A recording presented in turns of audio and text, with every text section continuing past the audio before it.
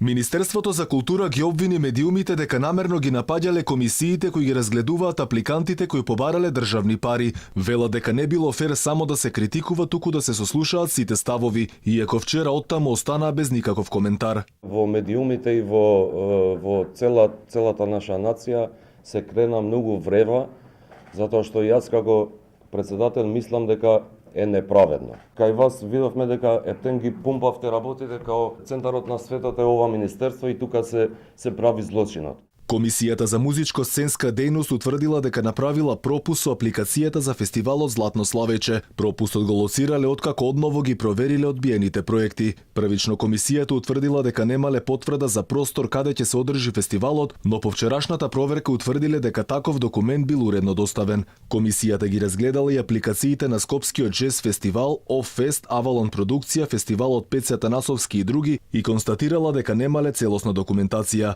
Оттаму велата министерот Асаф Адеми одлучи да има дополнителен период за да се комплетираат документациите на овие апликанти, подготвени се повторно да ги разгледаат предметите. На прашањето на Алфа зошто од култура вчера немаше никаков одговор, денеска од комисијата рекоа дека било рано да се даде изјава, зашто имало многу одбиени проекти и не знаеле што да кажат. Денеска признаваа дека имало пропуст.